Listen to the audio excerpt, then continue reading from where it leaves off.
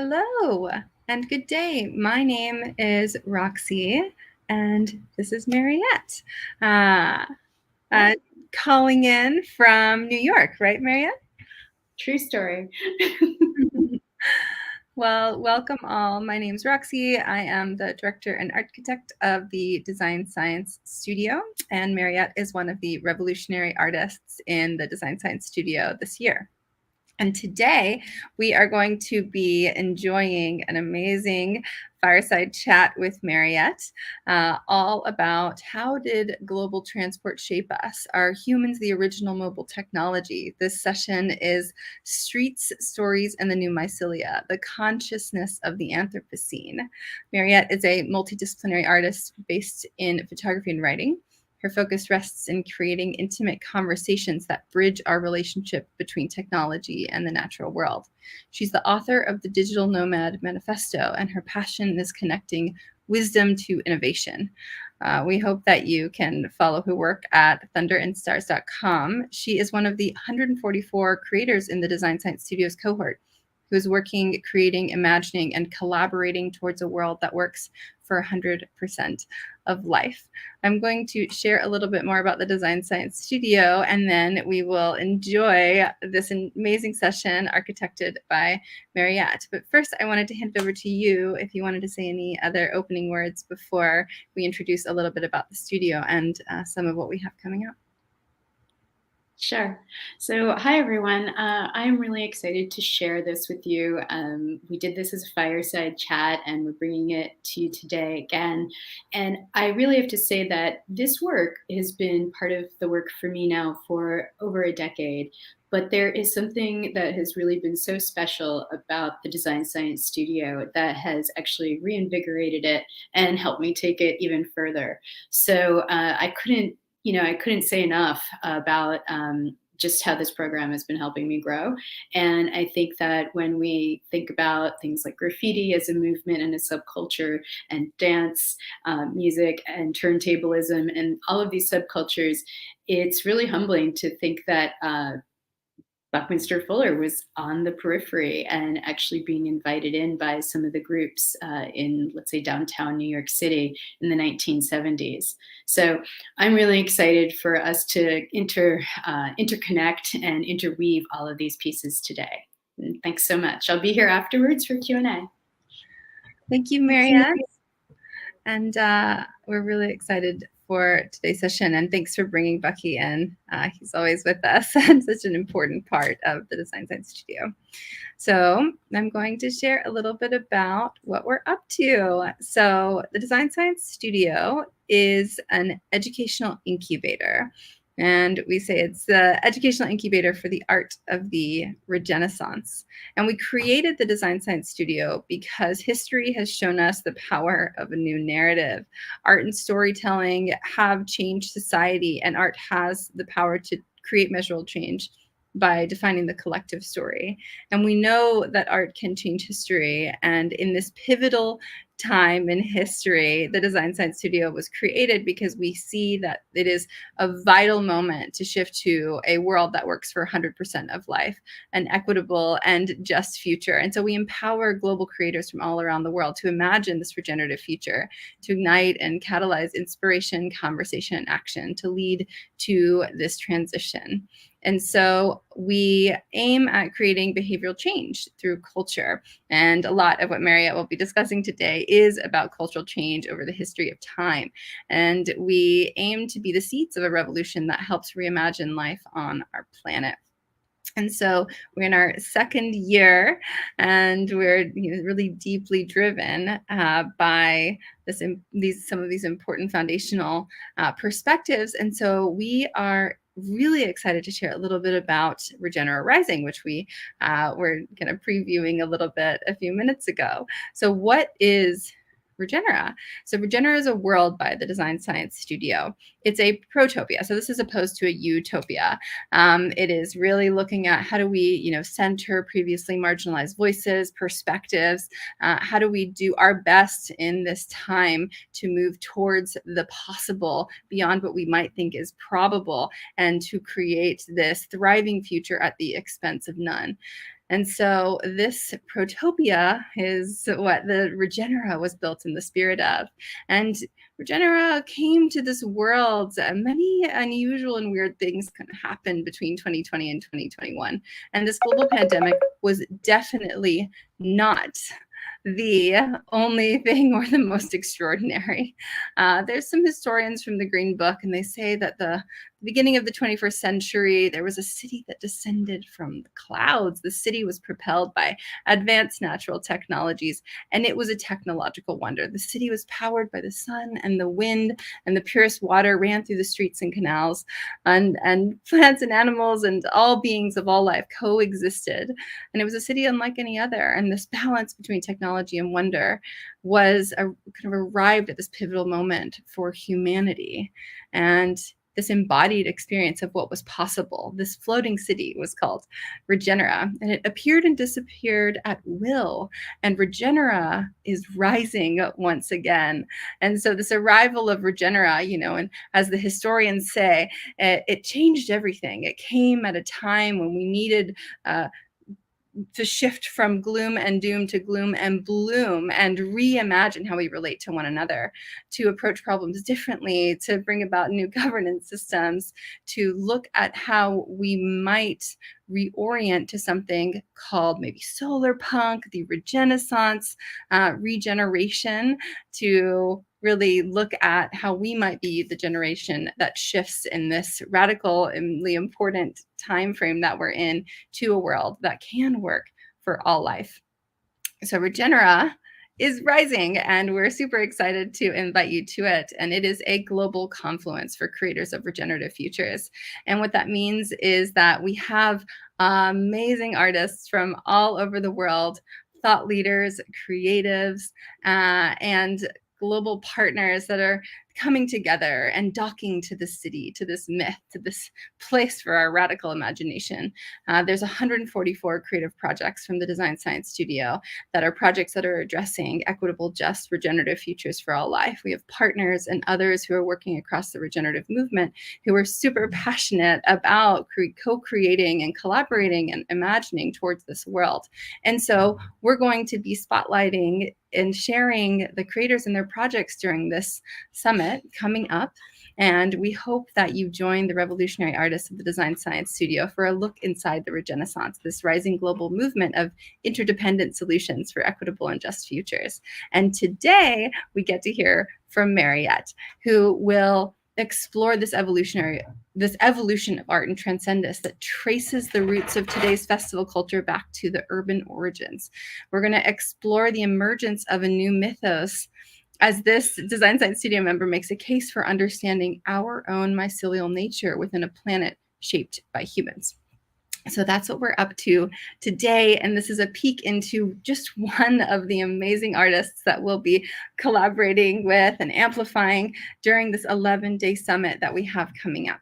So without further ado, I am going to stream the pre-recorded talk, and then Mariette will be here for Q&A. So we will kick it off now in just a moment. And thank you for tuning in.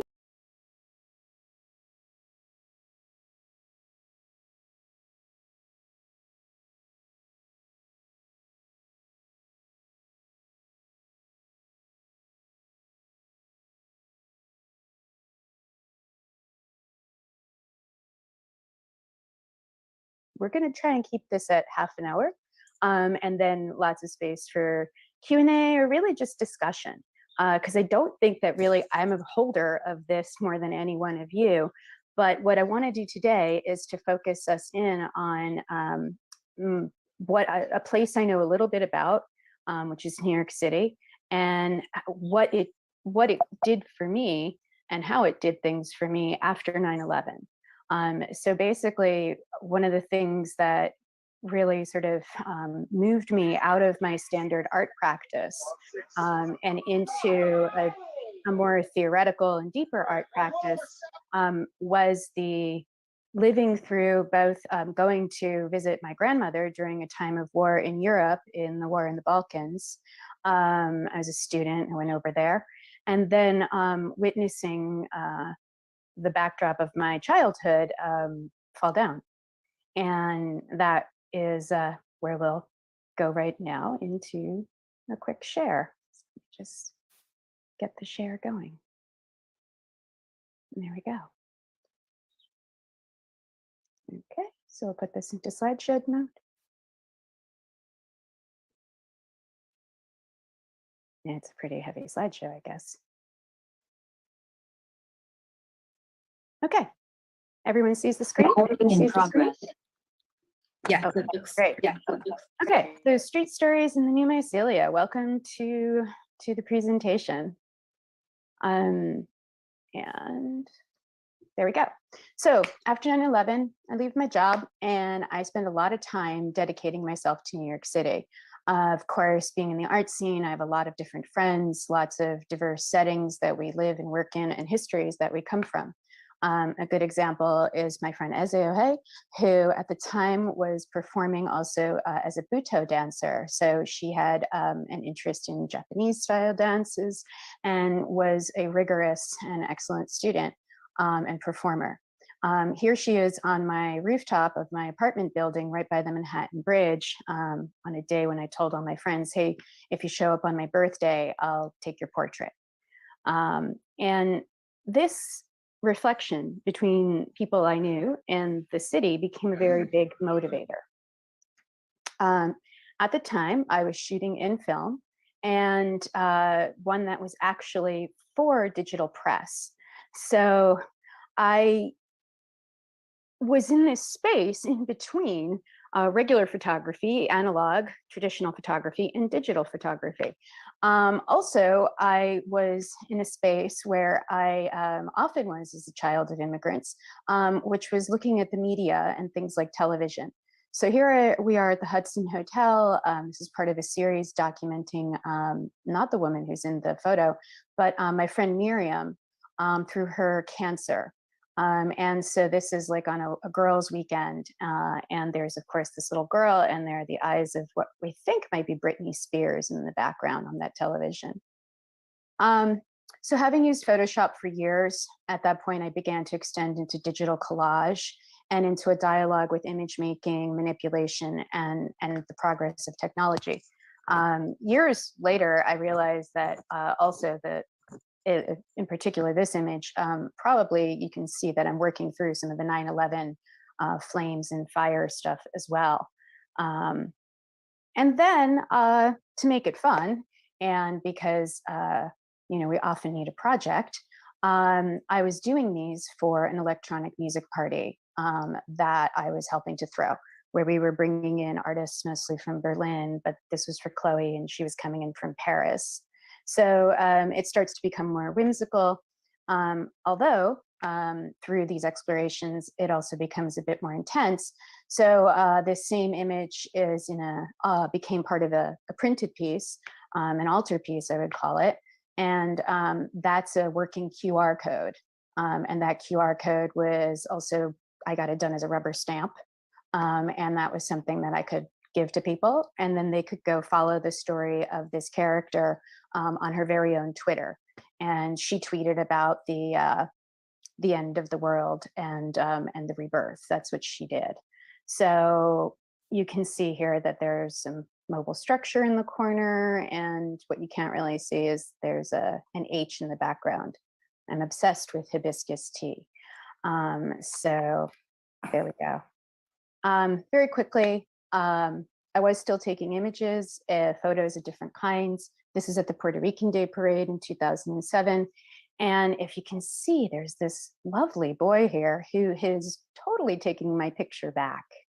And there is nothing I enjoy more than when you're in a chaotic situation, doing photography, documentary especially, and you get especially the eyes of a child to come right back at you and show you their own power. And that's what he did with his flip phone not too long ago.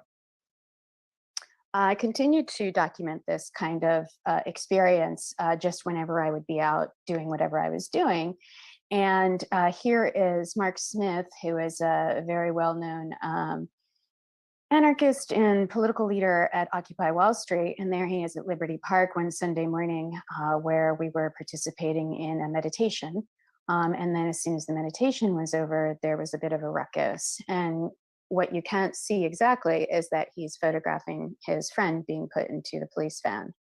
So we see the power dynamics, and this is now also a smartphone. So in 5 years, flip to smart became ubiquitous. Now, this is a year later or so, not quite. And this is, I misnumbered it, I think. The Tara unit of the NYPD was greeting people who were there to commemorate the Occupy Wall Street experience. And the Tara unit became also really interesting to me at the time because the Tactical Assistance Resource Unit, I think it is, was actually created in response to the organizing of the Black Panthers and other groups at the time. So they were very specifically created as an AV arm to the NYPD for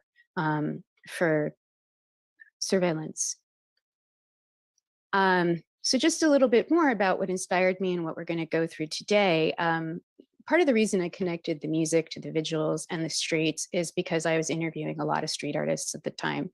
And I was writing about it because that's what my friends would ask me to do.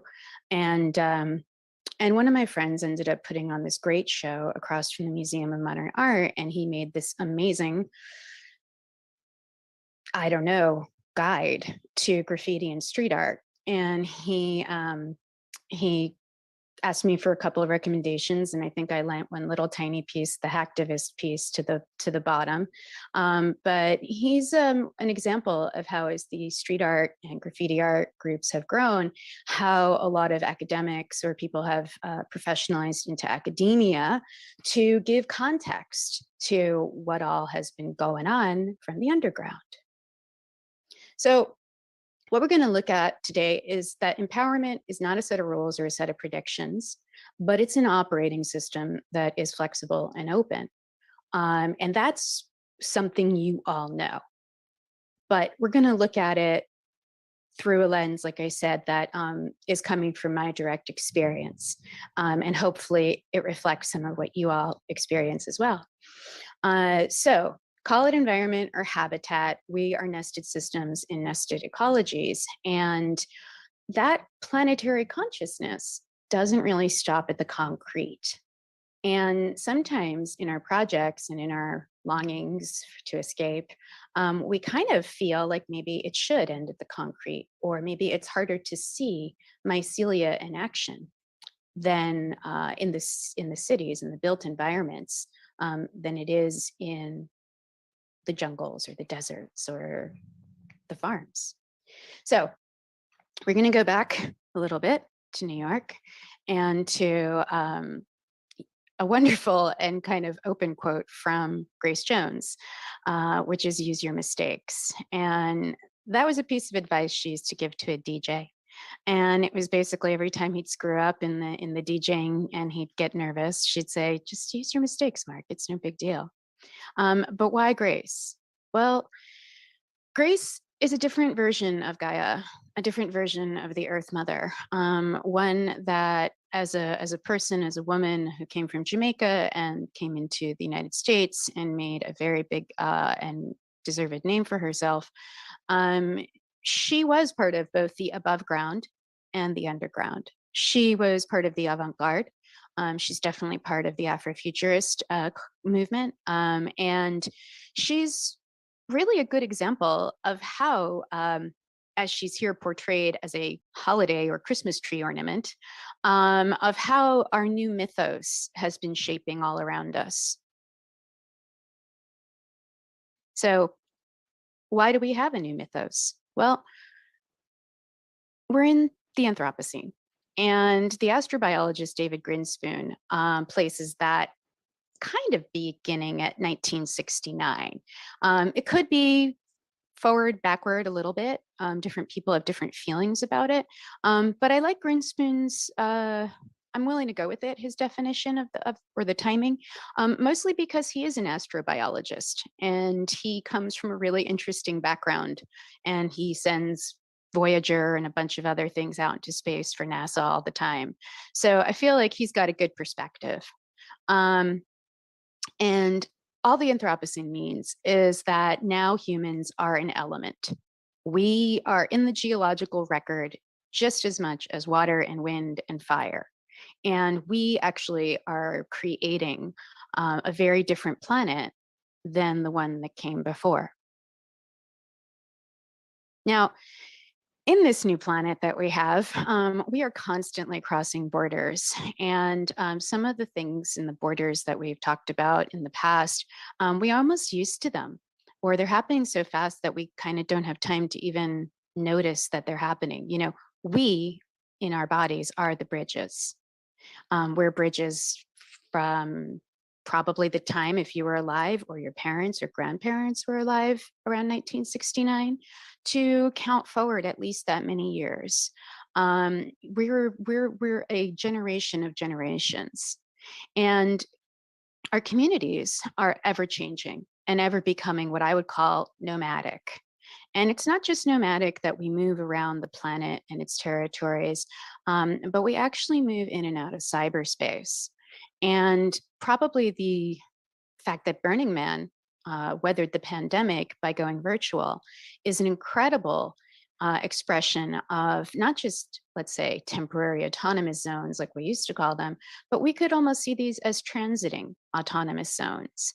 So zones that move between body and virtual, and that pull us into different parts of ourselves and versions of ourselves. So we are going to look at Bucky, and he does work into this.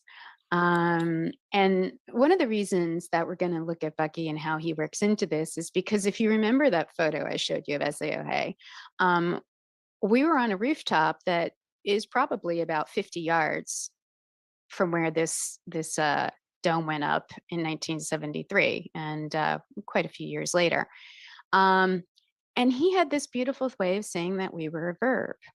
And a lot of what we experience is through our mobile technology and our transportation technology. So let's go back to New York City. It's post-World War II. And the reason we're there is because the United States is one of the only countries that hasn't had to rebuild itself from World War II.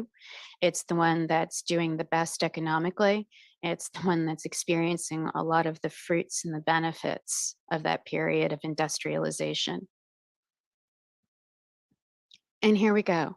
We're going to look at how music was and is still, in my eyes at least, the message board for all of these amazing things that are going on around us. Okay, so in 1969, we have the moon landing. In 1970, just a year later, a place called the Loft opens. And from there, you can see, and we won't go through all of these in and out too much, but you can see that the internet is getting its name. Places, according to this music, they're opening in Chicago and in Detroit. Of course, hip hop is happening. I'm not going to focus much on hip hop today. That's not because I don't love it. It's because we can't do it all. And also, hip hop and dance music come from the exact same roots and coexisted with being completely fluid for a long time. And we see that happening again. But the reasons why they diverged are interesting enough to have their own presentation, I feel. So we can see that by 1982, William Gibson coins the term cyberspace. And also in 1982, the first smiley emoticon is used. By 1985, there's an awareness in terms of feminist perspective from Donna Haraway, and she's published the Cyborg Manifesto. So the reason that this is, the music is the message board, again, is that drawing heavily from European electronic music, so Kraftwerk and Italo Disco and all these people who were literally thousands of miles in an ocean away, there was a group of people, many groups of people it ended up being in the United States, who had access to the music because of transportation. So the planes, the boats, all of these things made this possible. Okay, so here we go. Come as you are. It comes from the Loft. David Mancuso opened the Loft after the Stonewall crackdown, and it was a no money, invitation only, whisper network party. And the thing about it also that was amazing is that you didn't pay. You could pay, meaning a hat would go around and you could pay. And there was a precedent for that kind of money gathering in Harlem and also in Staten Island in communities that were working class or otherwise oppressed, or where just money was in short supply. And David Mancuso had a really big belief that love was a universal consciousness, that party was a universal consciousness. And in fact, one of the main dancers who came out of that period is quoted at the bottom. And the ethos was love first and you second. So again, we have the kinds of the beginnings of the consciousness that all of us talk about here in the Design Science Studio. And this still is grabbed from a documentary that I can give you a link to, and it's an excellent documentary about the Loft and what came out of it. If you've never heard of it before and you've ever been to a dance party, then welcome to your history. Now, there is the garage as well. So Mancuso starts the Loft, a bunch of people go, and that includes a young kid named Larry Levan. Larry Levan eventually gets picked up to become the resident DJ at a place called the Garage. And it's amazing because it's named for its built environment. That's a picture of it. It was a garage. It was super gay, but all the straight men wanted to go there. The women had a much harder time getting in, I'll be honest. But it had a lot to it that was extremely similar to the Loft, disseminated. So the culture of the Loft was now disseminating outwards. Safe space for all, respect for all. It had very church-like elements, you know, incense and fruit and water were out for people. All these different pieces of what would be traditionally considered ritual. Also, with the Loft, you know, the music is now having a lot of soul, a lot of gospel, a lot of these things that we take for granted now as a form that we're used to. We're all originating at this point through the use of turntables in a way that they hadn't been used before. If you think about it, turntables used to be used where you put the record on and you listened. And now you were taking turntables and you were using them to create your own remixes, your own narratives. Again, this is a heavily Black and different subcultures, definitely, and different cultures represented here. But a lot of the people here, because of their queerness as well, were not going to go back to church. And so this is where they started to go to church. So if you've ever heard, I'm going to church, this is one of its origins. So Frankie Knuckles, who was a really good friend of Larry's, moves from the Bronx to Chicago. And he gets picked up to be the resident DJ at a new place called The Warehouse, which again was literally a warehouse. The parties are largely Black and Latino gay men, but not exclusively. So this becomes a dissemination point, more like the Loft in the sense that it's not exclusively for one particular subculture as much.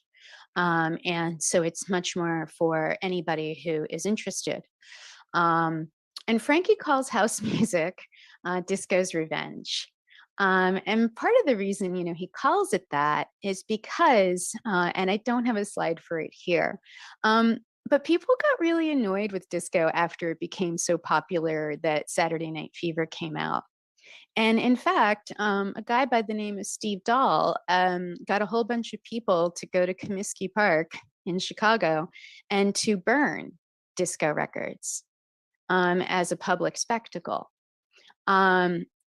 Frankie who actually is documented, I forget in which documentary, goes on to talk about that, because what was interesting is when all these people brought their old disco records, Frankie and a bunch of the other security guys who were working there went and gathered up the records, and their collections ballooned. And it's from those discarded records that they upcycled. So, so this is where house music gets its name, from the warehouse.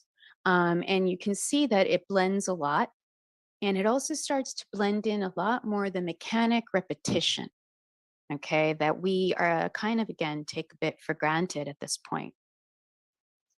But that doesn't go on for long, because then Detroit gets the bug. And Detroit is unlike the first two cities, because unlike the first two where their populations are just growing and growing, their population is on the decline, but they were the heart of car culture. The bodies that worked in those buildings, in those factories and offices, were building the car culture of America for years. And Derek May, who came from Detroit, went to Chicago a lot. And he met up with Juan Atkins and Kevin Saunderson, and they became eventually known as the godfathers of what we call techno. And this is an example of Juan Atkins's first Cybotron release. And it's a very good example of artwork that shows bodies moving from one reality into another. So from physical reality into cyber reality. So from this quote of Juan Atkins's, you can see that he's very clear that when your surroundings change, you go through change. He's also very clear that he was involved in future studies and had been exposed to things like Future Shock, a book written by Alvin and actually Heidi, his wife Toffler, and that he was the eldest, I believe, of the group, and he was really about, you know, he's an intelligent man, and he was really about creating music for being a robot, for being a cyber being. These weren't accidents. Okay. So that's our history musically that kind of brought us to where we are now. But there's another piece. Hey, Mariette, sorry to disturb Yeah. you. It's about 20 minutes. You asked for a reminder. You're perfect. Great. And is everybody still with me? Am I going too quickly, or? This is great. I'm fully with you. Okay, good. Okay, good. So let's drop the music for just a second, and let's take a look at public space and street art and look at it as an early graphic user interface. It's the goo, right? And so this particular piece is made by Swoon. And Swoon is a more modern artist. You might see her now in museums and in galleries. She's been doing great work, very similar to some of the work that some of you in the DSS have been doing, but with her own take on it for sure. And she did a lot of wheat pasting. And we'll get into that. But what I love about this wall and this example of her work is that it's human, it's messy, and it has all these tags around it. And you know, that messiness of a living street is what we're really looking at today. So same as Juan Atkins said, you know, this, as things change, so did Norman Mailer notice that something was changing back in the 70s when all of the walls suddenly blew up with tags. And he wrote this essay called The Faith of Graffiti. It was in Esquire magazine originally, and he wrote it to go with the book and the pictures of a photographer by the name of John Nahr. And in the book, The Birth of Graffiti, you can see just this early, robust culture.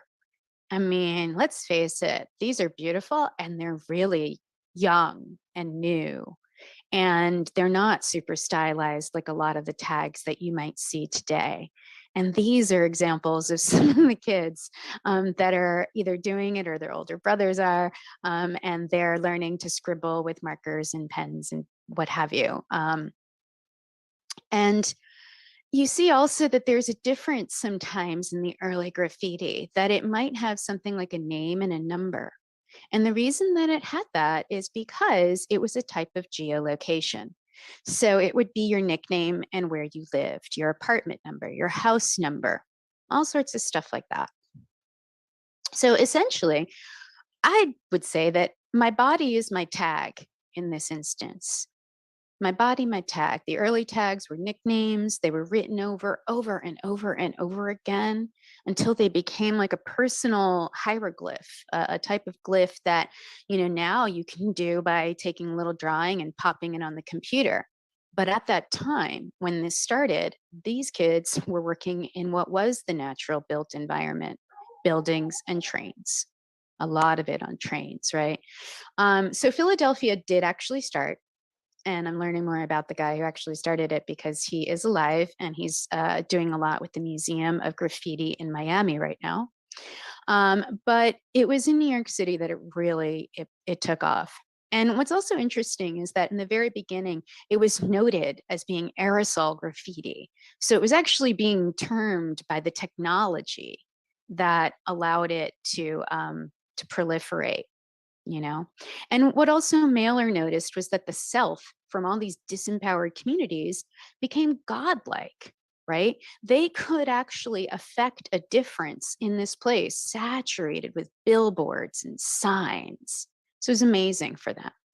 So now, Mailer waxes poetic in his approach to this, and I love it. But here he's talking about the Renaissance and how the Renaissance moved in a way to the celebration of the name and down to the very idea that in this century and centuries perhaps to follow, that life is an image. So again, when we're building worlds and we're working with our imagery, it's amazing to see that we do have a lineage. Now, I don't want to stop or start too much with people who didn't practice. So I do want to just mention that very quickly, the artists become popular. They try to work their way into the gallery system, which now is not hard and is in fact a great way to get in, but at the time was unheard of. However, within a few years, Rammellzee comes up, and Rammellzee, that's a good representation of him. That's not actually, I don't think, him, but that's a good representation of how he would walk down the street. And he was amazing, and he had his own relationship to words. And he talked a lot about hacking, not using that term, about going around things instead of breaking them up straight. Now, what's also amazing about Rammellzee is that he was a lot of identities. He was a graffiti artist, a studio artist, and he was a hip hop artist. Little bit of trivia is that one of his releases is the most collectible, meaning the most single expensive hip hop album you can buy today. And that's partially because of it's so rare, and Basquiat did his cover art. But Rammellzee had an entire cosmology, and he had an entire Gothic futurism where letters were embodied as weapons and warriors. So it's very beautiful and interesting to know that Rammellzee existed because, again, sometimes we don't realize the history of all the things around us. Now, how can that work back to what we're talking about in terms of technology and cyberspace? Well, as the years go on, wheat pastes, like we saw with swoons, go up, et cetera. The everything develops. Graffiti is seen more all over the world, like Barcelona. Amazing places for this, but also in the affinities. So the affinities of who goes up on the wall, who gets time from other people, who are our new saints or our new martyrs. Well, I would say that Aaron Schwartz is a great example. Aaron Schwartz died by suicide in 2013 because he was up in federal charges for downloading and trying to liberate the JSTOR database of academic research. Now, he had full access. because he was on a grant, I think $1 million grant even, or something huge like that from Harvard and MIT. But the federal government didn't leave him alone. And what he was facing was so onerous that he killed himself. And this is somebody who advocated for the exact type of culture that all of us want in the world. And when this went up on the wall in Williamsburg, Brooklyn, this was one of my favorite moments. And I think it shows that this is where that axial age, that new axial age that one of our other fireside chats mentioned, I think this is one of our best examples of the new axial age, along with grace in the beginning. And then also this kind of sanctioned mural. The new Pantheon is also about pop art. And the new Pantheon is about, let's say, Warhol and Frida and Keith Haring and Basquiat. And it's even interesting to note that this is probably a sanctioned wall. Somebody would have had to have spent a lot of time getting up there to do that. But it does show that whether it's sanctioned or illegally put up, that we have moved to creating a more vibrant world on our public space through art. Okay, so we'll keep going. So why does it matter? For all the things I talked about, but also for the fact that we kind of, we have a habitat. We don't tend to think of our environment as a habitat very much. But when all this was happening, 10 years prior to anything or so I've shown you, 7, Rachel Carson had already published Silent Spring. And the rate of our evolution and the necessity of our cultural evolution was already obvious to a lot of people. We've changed how we talk. This is a tweet that I got last night off the internet. Like literally, I was just like, oh, that's pretty. Let's put it in there. But look at how we speak now. We speak through pictures. So perhaps one of the reasons why all of this is happening is because we have to evolve with the planet that's evolving. Now, I love this little stickleback fish. Now, I've never seen this fish except from pictures, and I have to go find this little fish. But researchers, and I can get you the citation, have done some work at looking at this poor little fish, and it's already weathered like a 1-degree change in the temperatures of where it lives. And the scientists are so amazed because by documenting this, they've seen it go through compressed evolution. Things that would take many, many generations and years are now taking very, very little time. But what does that mean? Well, it means that only 5% of the stickleback make it. So it's fair to say, and maybe I won't present it today as well as I could if we had more time, that we are under some pretty severe pressures to evolve. So here we are, from concrete to ethereal. The smiley face emoticon is first used in 1982 by Professor Scott Fahlman.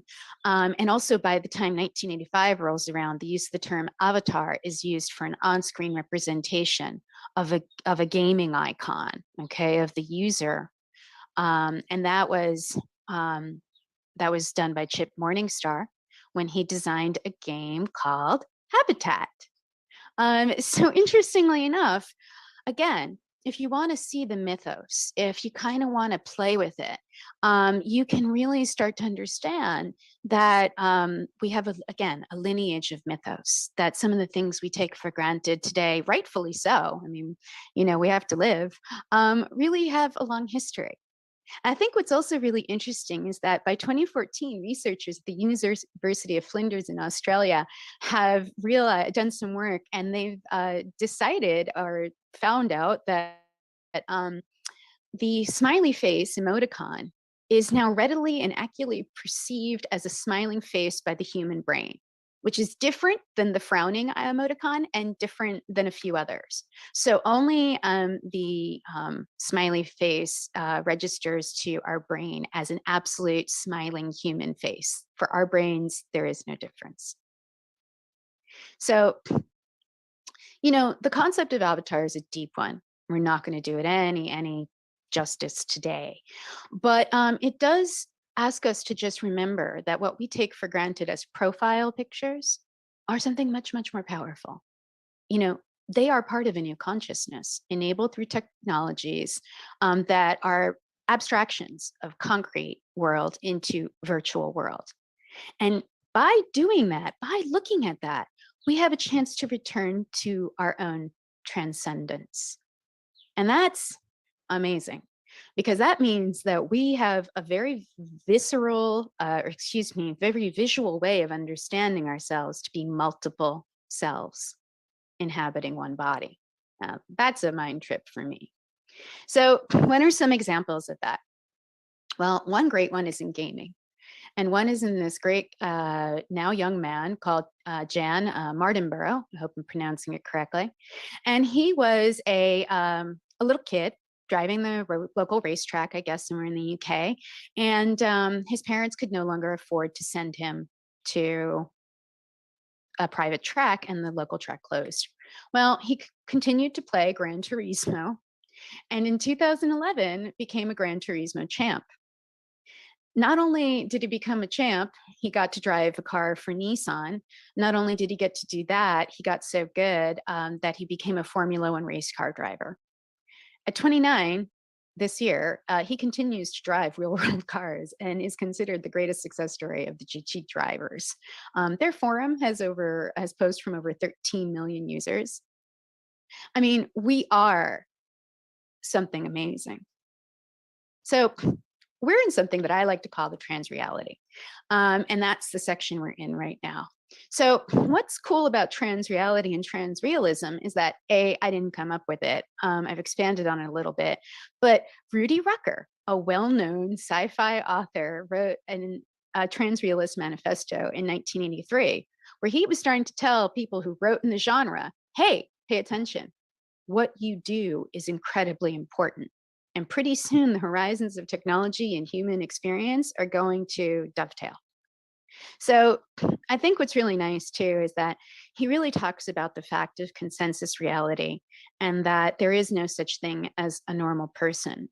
These are two different sections, but they're both direct quotes from his manifesto. Okay, so there's no paraphrasing there. No, got stuck. Okay, so back to the hackers. One of the reasons I want to show you this is just because this book has been incredibly helpful to me. It was published by MIT Press in 1991, and it has a lot of the first early collected essays on bodies, on video games, on all the things that make up the architecture of cyberspace. And it's edited by Michael Benedict, who actually held the chair of architecture at the University of Texas in Austin for some years. So really interesting group of minds here. But basically it gets to the idea that nothing can exist in cyberspace without first existing in nature or mathematics. So even if you make a world that's anti-gravity, the reason you make a world that's anti-gravity is because you live in a world of gravity. You have to have some reference point of reflection. So where do we end up? Well, we end up in the Wood Wide Web, and we end up in the Human Wide Web. You see, we keep looking for mycelial patterns back at the microbes and the fungi, and that's incredibly essential. But the further we look at it, as Susan Simard did, the more that we can see it looks a lot like us. And so the chemicals that are identical in our minds and to the trees are the ones that help us relate important information. And it's not conscious in the way that we think when we're doing what I'm doing right now, telling you a story. It's literally in how we hold space. So there's Bucky. And I love this quote: evolution consists of many great revolutionary events taking place quite independently of man's consciously attempting to bring them about. And I love the fact that the DSS exists because it made me go look for this quote. And I think he was on to it there. So last thing here is that this is a quote from within that book that I mentioned. And this is from Marcus Novak, who is still with us and is an academic, etc. And he wrote about cyberspace being poetry inhabited, and that navigating through it is to become a leaf on the wind of a dream. If architecture is an extension of our bodies, shelter and actor for the fragile self, A liquid architecture is that self in the act of becoming its own changing shelter. So here we are, back at the Anthropocene, back to the fact that all these young people repurposed the turntable, repurposed spiritual music and beats. They hacked their environments. They evolved text into images. They reconciled the schizophrenia of phone and all these other communication technologies. And they upcycled the means of production, especially when they didn't have the capital access to be able to just go in and make whatever it was they felt like making from brand new things. That need to repurpose was actually one of the greatest sources of their creativity. And in this way, they bridged and heralded our beginning. So here we go. Look at how these people met our people, our guy, Bucky. So here's Bucky in the Lower East Side, looking at the work of a group called Charas. And here they are, as best of an image as I could get, from the Museum of Reclaimed Urban Space that they posted on their Instagram recently. Charas was named for Chino Garcia, Humberto Crespo, Angelo Gonzalez Jr., Roy Batiste, Anthony Figueroa, and Sal Becker. They were 6 former gang members that went on an outward bound program and decided to do social good. They ended up finding Fuller through an ad for a museum show. And they said, hey, this looks interesting. We want to make stuff. Maybe we could learn how to make stuff with this guy. And they met him and they learned from him. They learned solid geometry. They learned everything directly from him and from one of his assistants when Bucky couldn't make it. Now remember, Bucky's really old at this time. Charas goes on to create the first urban sweat equity building and the first wind and solar powered urban project in the United States.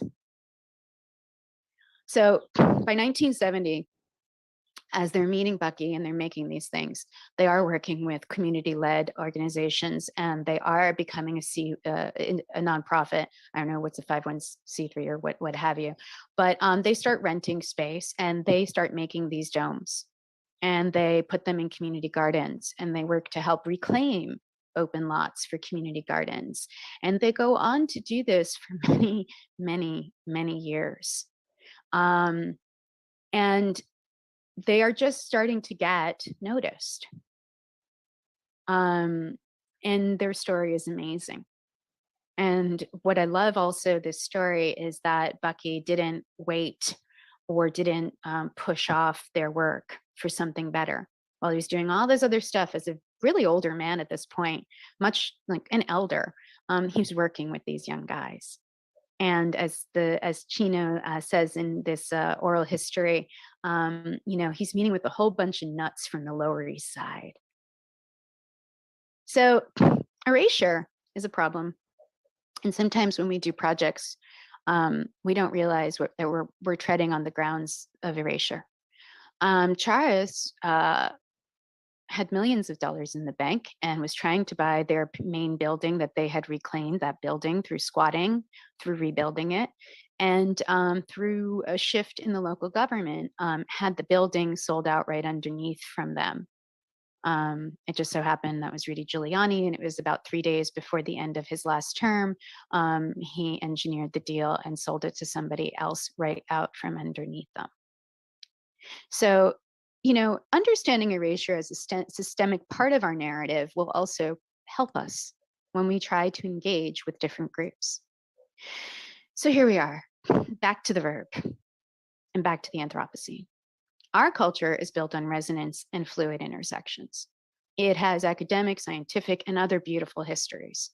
We can't have all the beautiful stuff we have on line right now in Zoom without those academics and those science people. But there are urban histories that are Black, brown, poor, immigrant, queer, working histories. And we must remember them. And we must not be ashamed of them. And we don't even have to identify within any of them to know that they are our history and that we are part of their lineage.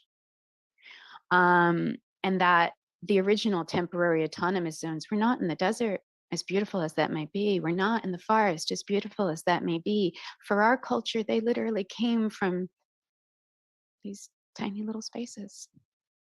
So, interestingly enough, as we finish, the loft was defined by flow. And when they said, come as you are, they actually also had an unwritten kind of dance style that was known as flow. And it now is known under the name of liquid. And it still exists, and it still has people who perpetuate it. And with that, you use your hands and your body to make train tracks, to make buildings. You've seen it. You've seen it at a big party, trust me. But the flow was always the thing. And if we're going to close, because I would like to close so y'all can talk and hang out, is that now we're back to today, to a recent article and interview with Tyga Pa. And what I love about Tyga Pa is that they actually are also from Jamaica, just like Grace Jones. They've come to New York and made their home, just like she did. And what I also love is that there's the generosity of spirit. You know, this quote here, this is Black, queer, trans, non-binary liberation music. That is what they make, and they are unapologetic about it. But this is universal as well. It's about owning who you are unapologetically. And you see, that's what makes this music for the revolution. So within your history and within everything that you're doing today, I just wanted to share this piece of our collective everything. And I've included, I'll just kind of stop there. I've included a few extra pieces if anybody wants a link to the presentation.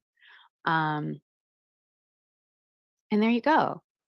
That's the Anthropocene from my perspective, and hopefully we can talk a little bit about it.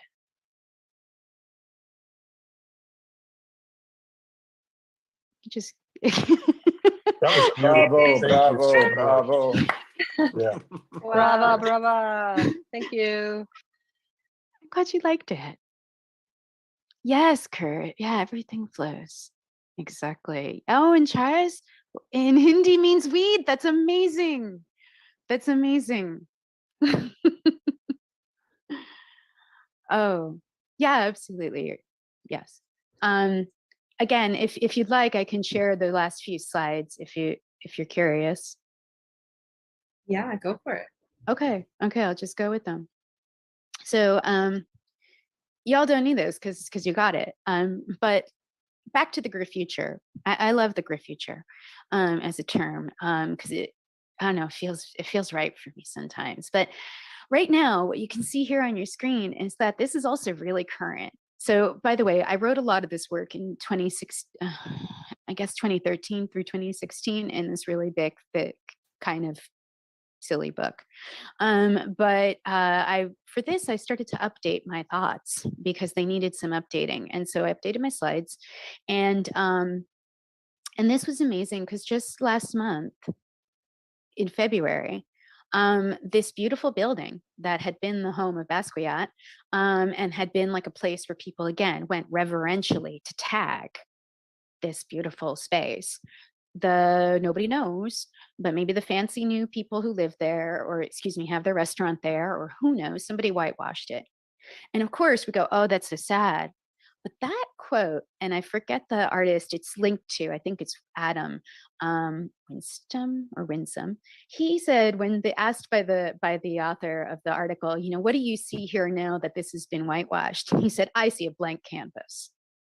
And I think that that's also right. That's the ethos that we're talking about here, is that there is a blank canvas when people erase you, when your project fails, when something doesn't go where you want, when you didn't get the zoning you needed, that this evolution of ours is absolutely unstoppable. And I think that for me is a really important piece. I can't see what's popping up there. Oh, there we go. Oh, sorry. I went past the one that I wanted to show you. But maybe that's good enough for now. I'll stop the share. So there we go. That's the last bit.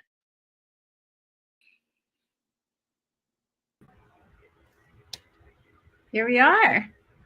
That was amazing, Mariette. Thank you. You're welcome. I have realized that there might be some questions, so I would love to take a look at some of them. Yeah. I can now moderate a little. Chad Morrison has a two-part question. Sure. Yeah. So part one is, what is the line between art and vandalism? And that extends to large venues are corporate and overpriced, whereas small venues are dives. How do we find the middle ground? Chad, those are really great questions. And I don't know if those questions have exact answers, but what I'll attempt to say is that I've asked this question myself more than once when I wake up in the morning and the walls, something beautiful might have been scrawled over in the middle of the night, or a beautiful window of some kind has maybe acid graffiti on it and it feels really destructive. There are different sides, and I would say that graffiti, street art, it resides in a spectrum. And that spectrum, I think, also helps show the health of a particular community. And it helps, it works as, again, a message board. Sort of like I said, music was a message board. The work of graffiti is not always to be pretty. It's not always to be smart or cute, etc. In its most healthy forms, let's say, it is gorgeous and it is additive to the local environment. But when it is negative, I think what that then requires is for people not to simply sanction it, but to really evaluate it and use it as a barometer or a health check. So hopefully that's interesting. And if you comment back, I'll be happy to follow up. That does also bring to the idea of what's the difference between venues. When we're talking about the large venues are corporate and they're overpriced, and the small venues are dives, what is the middle ground? Well, I think middle ground rests in community. I definitely have seen that there are parties that get really big and then they get more expensive, etc. There are parties that stay relatively small. And then there are always the after parties. And sometimes those have nothing to do with if you're cool or not, right? They have everything to do with if you're part of a family.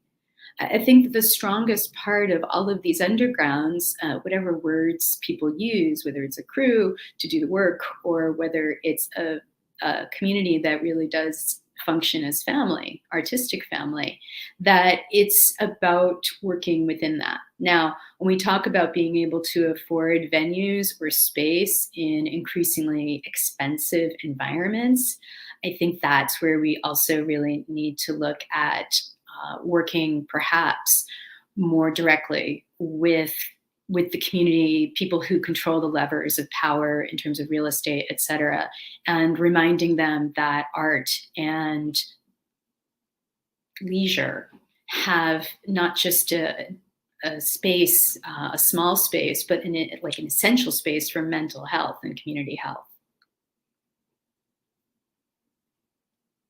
Great. I see that Chad's responded that, yeah, the content would reflect the health. Yeah. And again, I know that is really unusual for us to think of it that way. But if we really open up our minds to everything as a feedback loop, a kind of biofeedback loop, then we really develop a different relationship to everything around us. So thank you for that question and thank you for that feedback. Wonderful. Yeah, so it looks like we have some people agreeing and a few interesting comments that I wonder if maybe we could just expand upon. Two people. One, we had Stephanie make a comment about the mycelial nature, the trees looking like us, our veins as branches. And I feel like that really pairs nicely with Coatil said, which we are a kind of universal nervous system where we're all connected. And this builds on Ariel's final comment around this future forward philosophical physics. And so I just kind of wanted to offer those three in concert together to ignite a little bit more depth into some of those subjects of the mycelia. Wow. This is where we really want to have a roundtable discussion, and I hope we can do this during Regenera Rising, because I want to hear from all of you as well. I think that part of liquid architecture is all of us talking, and all of us meaning whoever shows up at any given moment. But absolutely, we are only now, through advances in science and when we say science, like all of these many sciences, able to really understand the images and the pictures that used to be seen as wisdom, right? For a long time, we had an incredible wisdom that said, we are nature, nature is us, there is no difference, here's the mirror, great. And then as we progressed through our intellectual maturity, we decided, just like kids do, as they're maturing, we said, no, no, no, no, no, no, no, no, no. And we rejected a lot of that. Now we're coming back to that. Now all of our advances in technology are bringing us back to the wisdom. And so every time we look at the liquidity of our experience, we're in this amazing space, again, of weaving, of re-recognizing that we are nature, nature is us. And I think that that's really a lot of what the design science work for me is, and probably for a lot of you, is making sure, yeah, let's do that, Stephanie. Let's do a roundtable, because that is exactly the thing that we as artists, designers, scientists, architects, mathematicians can all bring to the table. And if you look at academia and all of these places right now, interdisciplinary, transdisciplinary, all of these terms, they arose for a reason. So we're the ones to really express this simply by living it. And that's really the point, I think, is that by living it, by doing it, we advance it. If that makes sense. Yeah. Super resonant. Well, I think that wraps our questions and comments. We have one more from Harlan that's just echoing his time in New York City whenever Keith Haring was doing his chalk drawings in the subway, and all of the trains were completely covered in graffiti, and sort of living through that era.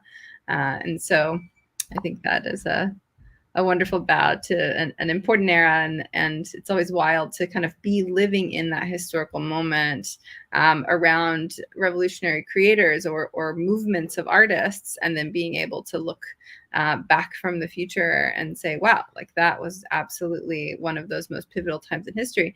And I might argue that we're living through that now. Curious what you think about that.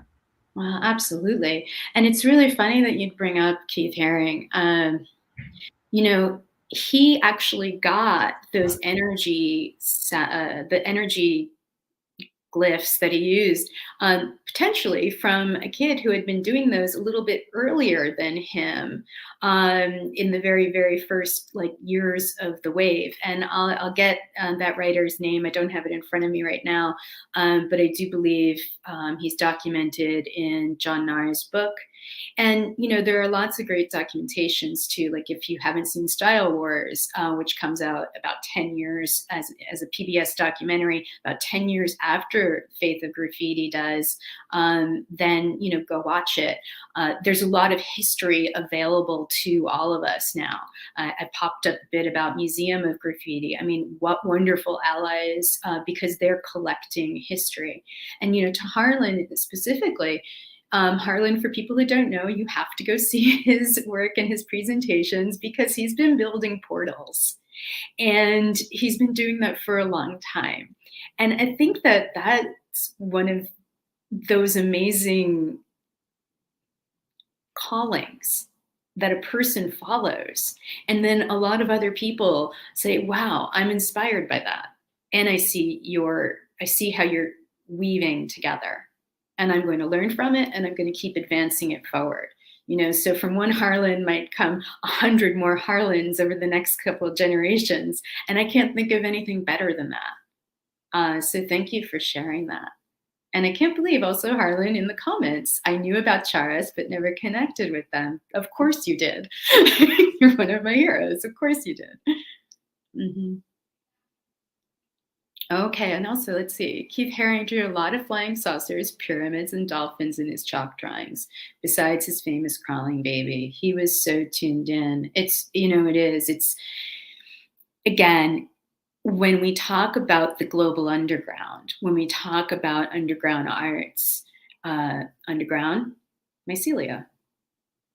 And within, what is that? The thing that everybody says, a tablespoon of soil are more organisms than planets in, the known universe or something like that. I'm butchering that a little bit, but if you look at regenerative agriculture sites, they're always using that one, right? And it's a great concept. It's a great truth. So within each one of our communities, within each one of our subcultures, are countless interactions and exchanges that feed each other and that create a movement. And so if you want to look at that movement as growth of consciousness, growth of technology, growth of whatever it is, it's all interconnected. And so again, these countless little pieces. And specifically to that, what you're saying too, Harlan, let's remember Rachel Carson, 1962, maybe, Silent Spring. People who are sensitive, people who are listening, people who wanted to really express perhaps or channel even something bigger than themselves could have easily been aware of the fact that the natural world really needed some advocacy, that part of us needed some advocacy because we'd lost sight of that. So thanks. A bit of a tangent, but I'm back.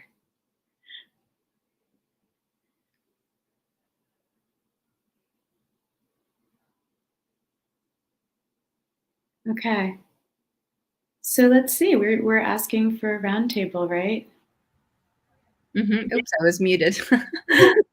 I was just saying that I added in this commentary from Stephanie Schwartz, who's been evolutionary and revolutionary in the Design Science Studio for the entirety of the program, and just kind of touching on the times that we're in and calling for this future and kind of weaving across mediums.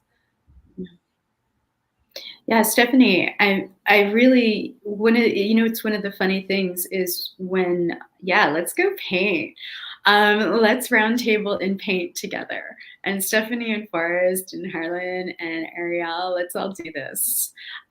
Because that is probably the exact way for us to do it. I'm a terrible doodler. And I doodle on napkins and I've doodled on all sorts of things. And I think they're kind of ugly. But I also really love to share them with people when I'm in the conversation or just to have them for myself. So I'll say to everybody who's here with us now, if you want to do this, let's do it. We'll schedule it out. I'll bring a few extra friends and bring your notebooks and let's have fun and be holistic. Yeah, let's be holistic. Well, thank you so much, Mariette. This has been so rich, and we were so excited whenever we had the first Fireside Chat with you and really, really wanted to create more opportunities to bring this work and this, perspective and honestly, like art historical overview and contextualization to the world and amplify it even more and connect it to the Anthropocene and look at how it's really reflective of the new mycelia and a lot of this was making me think also about the spoken word revolution. It's a really important part of the same cultural era. I was very focused on graffiti also growing up and looking at the art historical context of that. And you touched on it a bit throughout the talk and just looking at, how one seeds another. And so like the spoken word revolution led to a lot of hip hop, and the hip hop industry then became rap. And so we're looking at sort of the traces of that now, which was really rooted in people rising up and sharing their voices. And all of these sort of contextually, these different movements and different moments are looking at kind of an expression. It's like the fruiting bodies of the mycelia, of what's happening now. And so I'm curious if maybe you could close us out with kind of reflecting a little bit about what you see. What are those fruiting bodies of the mycelia now in the Anthropocene? And how is that relevant and resonant, and an invitation to our friends who are tuned in with us today to join us for Regenera Rising? Wow. No pressure. I have been thinking about this, and I would say that one of the main things we have is this beautiful opportunity to take what has been growing, because you're right, all of these have been growing at the exact same time, like there, if you had the old onion skin, or if you're working in a Photoshop file, all the layers, they all coexist, and they all inform and color each other. So even for the talk today, pulling them apart is just because you can't cover everything in such a short period of time. And at least twice I had to say, okay, this is amazing and important, and I can't do this justice today. I couldn't even attempt to. I'm not even the right one person. These stories need to be told in community, in conversation, for sure. And what I think is really the next level for all of us, and we already have people doing this work, is to combine these so we can impact urban and rural architecture, so we can create all of the conditions for bioregionalism, for complete systems change and systems improvement, so that way we don't have the same impact, negative impacts on our planet. And it's amazing to think that by doing this work together, by having conversation and talking, that we'll actually be able to draw more people in and, make our dreams real. This is absolutely the time to believe you can make dreams of the last few generations real. I think that's what I'd like everyone to go away with. Well, thank you, Mariette. And thank you, everyone who's tuned in. We're so excited to welcome you to this 11-day summit that we have coming up. It is indeed a celebration, and also your participation not only helps us support the work of hundreds of international multidisciplinary creators to continue growing their projects, their art, their initiatives, but it also connects you to a growing cultural movement of regeneration. In order to change our existing reality, we create new structures and systems and spaces and stories that make the previous model obsolete through the revolutionary process of innovative experimentation and collaboration, which basically means that we need you. So together we can come together to collaborate for this world that works for all life and birth ideas to design an equitable and just future for all, standing hand in hand with the artists and creators of our generation and all of those before us, and standing in reverence and dedication for all life to come. We will, open our event on April 21st, and we'll move through Earth Day and kick it off all the way through May 1st. So we hope to see you there. Mariette has an amazing series of events that she will be hosting as a part of the upcoming Regenera Rising summit. I almost said salon. It's definitely a summit. And I wonder if you maybe want to share a little bit about the Dream Treetopia world, as well as the trans reality discussion panel as we close out today. Oh, thanks. Sure. So the Dream Treetopia world, I'll be taking everyone who wants to go for a ride. We'll go on a quick tour, and there we'll be using Buckminster Fuller as an oracle. I think that sometimes we have questions about getting our way through a design project or just through an interpersonal project. And even though in Spaceship Earth, Bucky isn't always talking about that, I've gone through and done a bunch of quotes. I've pulled a lot of quotes and turned some of his work into both audio and visual meditation pieces, and created a deck of cards. And you can click your deck, you can click cards and see if you can come up with maybe a meta solution that helps you arrive at solid solutions for what you're doing. So that's part of what we're going to do there. And it's a fun little world made with lots of collages. And then the conversation and the panels and this roundtable is really going to be done in 2 parts so far. We might change that up a little. And I'll be bringing in Khalil Crawford, the author of Oregon City. And he and I will be in conversation with Tim, who's a wonderful definitive authority on, Tim Lawrence, on the Loft and on a lot of this culture that I'm talking about from the 1970s forward in terms of dance. And then we'll also be sitting down with Elizabeth Taggart, who has been a regenerative farmer, a New York City gallerist, and is currently on the faculty at the Maharishi University, Enlightenment University. And she was there when Buckminster Fuller and Maharishi Mahesh met several times. And she'll talk about her relationship to the Vedas and how Bucky expressed Vedic knowledge through just different language. And in that conversation, we'll include my very dear friend, Andy Lynn, whose self-portrait project is a way of helping people to see themselves. And he's brought that project all around the world. And we'll talk about Bucky's influence on his incredible work. So you're welcome to come on in and be incredible with them. And I won't talk too much. I'll just listen and ask you questions.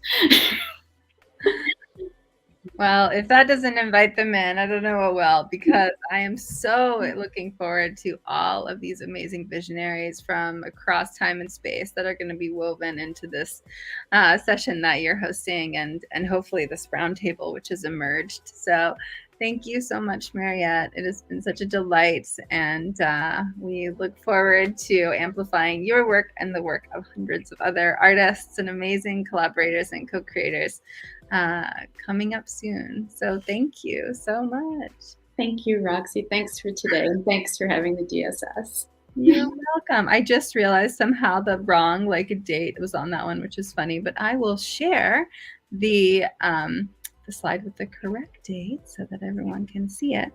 And yeah, you're welcome for having the Design Science Studio. You know, it is a labor of love, and it's a lot of amazing people who really, really, really believe in coming together beyond kind of our individual efforts and being able to feel kind of more buoyant in our collaboration. And I think that's, so important and vital because it's a big mission what we're on, looking at how do we transform to a world that actually works for all life. And that's not a mission that we take lightly. And so it's my life's work and the work of, so many amazing collaborators and co-creators coming together to make all of this possible and make this whole thing a little bit easier. So with that sort of joy and buoyancy, I think we invite everyone forward, and we look forward to 11 days of celebration, co-creation, and play. Yay. I celebrate you and I celebrate this. So please, everyone who's watching, if you're not already coming, come play. Come play. And we'll see you all there.